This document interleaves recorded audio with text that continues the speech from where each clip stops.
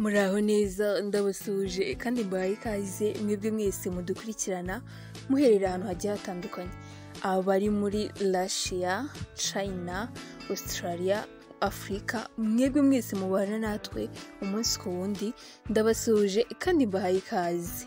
Rero niba utarakora subscribe reka nkubwire ngo warahombye ndetse cyane kuko ngenda mbagezaho ibintu byinshi cyane bigiye bitandukanye. Urebe mu video yo hasi uragenda ureba ibintu byiza kandi tuba tugomba kumenya mu buzima bwacu bwa buri munsi. Hariho ibintu bizagufasha kuba wagira uruhu rwiza, wagira inzobe nziza isa neza, ndetse hariho n'ibintu ushobora gukora ugatandukana no kugira mu kwaha hasa nabi, hasa umukara cyangwa se hahumura nabi. Hariho impano ushobora kugenera umukunzi wawe, umugabo wawe, umusore mukundana cyangwa se umukobwa mukundana cyangwa umugore wawe. Hari ibintu byinshi byiza kandi by'ingirakamaro, hariho utuntu twinshi tw'ubwenge. Niyo mpamvu nkubwira ngo niba uzi kutarakora subscribe waracitswe ndetse cyane. Uyu munsi rero ntucikwe n'ikintu ngiye kubaganirizaho muri aka kanya. Niyo mpamvu ngusaba gukora subscribe warangiza ugakanda kunzogera kugira ngo igihe cyose dushyizeho video nshyashya ujye uhita uyibona mu bambere cyangwa ujye uhita ubona notification hanyuma video uyirebe mu bambere. Uyu munsi rero mbazaniye ibintu byiza kandi by'ubwenge. Ngiye kubabwira ibintu bitangaje biranga abantu bafite inyinya. Inyinya mu rurimi rw'ikilatini yitwa diastema.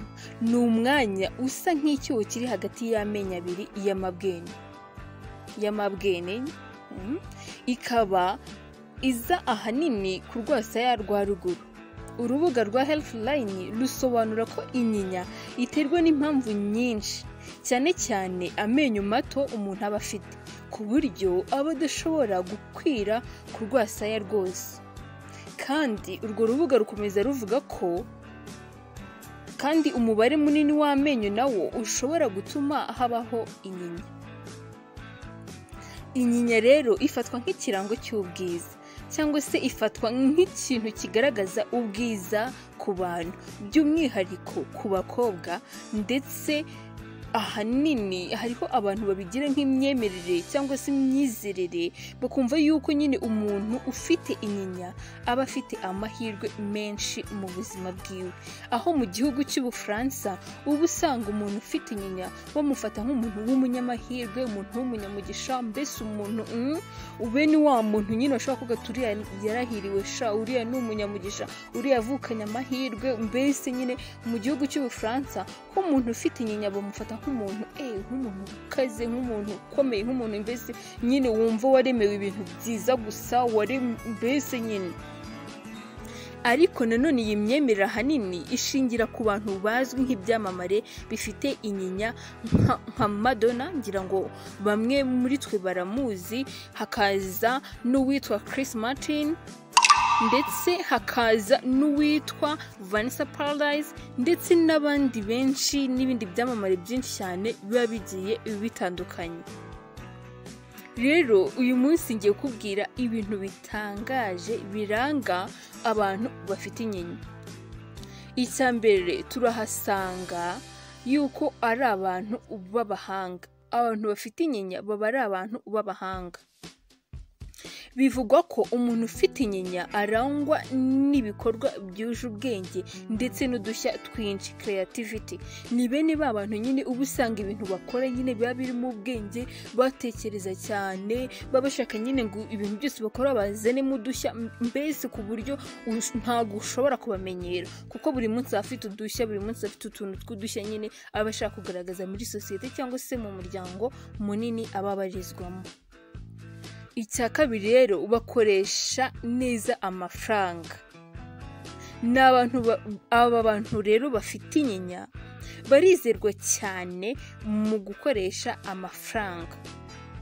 Iyo bafite amafaranga cyangwa se babonye amafaranga babasha kuyabyaza umusaruro mwiza. Niba abantu batagira gaspillage muri bo, niba abantu nyine niba bafite amafaranga nyine ubwo abazi kuyabyaza umusaruro, abazi kumenya nyine ngo ikintu ndi buyakoreshe ni igifite umumaro kandi cyapanzwe, apana kubona amafaranga wagenda ugakubitana n'ipantaro nziza ukabura yiguze, wagenda imbere ugakubitana n'urukweto rwiza ukabura ruguze. Oya, ni abantu nyine amafaranga yabo bagerageza kuyakoresha mu buryo bubagirira umusaruro, nta gukora ibintu batapanze. Donc icya gatatu, bitwara neza mu kazi.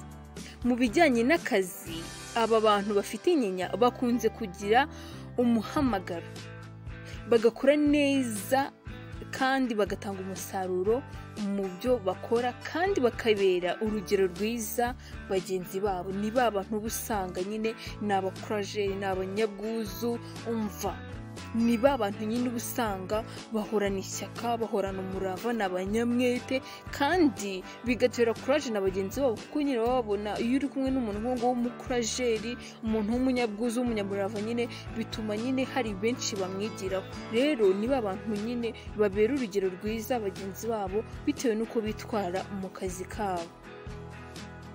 Icya kane, bagira amagambo menshi. Abantu bafite inyinya rero bavugwa ko bagira amagambo menshi. Si ukuvuga ngo ni ya magambo y'ubusutwa cyangwa se gusebanya cyangwa amatiku. Ya ni ba bantu muri bo bakunda gusabana, bakunda gutera story, bakunda kuganira, mbese bakunda kuba sociable ahantu bageze, ku buryo udashaka kumenya ati uyu muntu ahantu ageze nyine ni mushyashya. Hoya, bitewe n'uko muri bo nyine barasabana, bazikubana n'abandi neza. Tugeze rero ku cya gatanu, bigirira icyizere kandi bakagira umwete. Abantu bafite inyinya rero mu kazi kabo ntabwo bacika intege, kuko baba bizeye ko bashoboye ndetse bagera ku ntego zabo. Bityo rero bituma bakora cyane, bagahanyanyaza, bakarwana, niyo bahura n'imbogamizi zingana gute barakomeza bagahatana kugeza bageze ku cyo bifuza cyangwa se ku ntego zabo. Risk izo arizo zose bahura nazo bamenya guhangana nazo, bakamenya nyine guhatana ku buryo nta kintu gishobora kubabuza kuba bagera ku ntego zabo. Tugeze ku cya gatandatu, ari nacyo cya nyuma. Uburanga bwabo bukurura abagabo. Mu bantu bafite inyinya, abakobwa bafite inyinya, uburanga bwabo bukurura abagabo.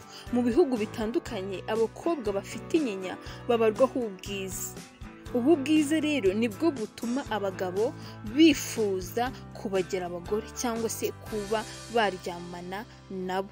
Hari n'abifuza kandi kubona bafite inyinya babasekera. Ku bantu bafite inyinya babasekera, akumva nyine umusekere, umumwenyurire, niyo utamuha ibiryo, niyo utamuha indi serivisi runaka ari kukwaka, niyo utagira gute, umva umusekere, umumwenyurire, yibonera iyo nyinya yawe, yumva aguwe neza, yumva atuje, yumva yishimye muri we, ngo niyo utagira ikindi kintu umugenera by the way, umva ngo yumva bimushimishije cyane.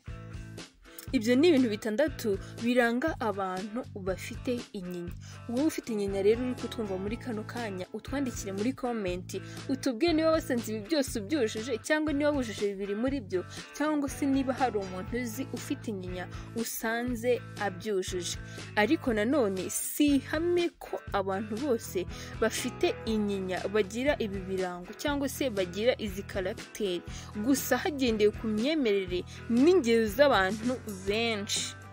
Nk'uko twakomeje tubibabwira kandi hashingiwe ku bantu bazwi nk'ibyamamare, abakinnyi b'amafilime, abahanzi, abanyamideli n'abandi bantu benshi bagiye batandukanye, byagiye bigaragaza ko aba bantu bafite inyinya iyi ngiyi ariyo myitwarire cyangwa se ari byo bintu bibaranga. Rero reka ngushimire wowe wabanye nanjye mu kiganiro cy'uyu munsi, ugatangirana nanjye ugasozanya nanjye. Ndagushimiye cyane, Imana iguhe umugisha.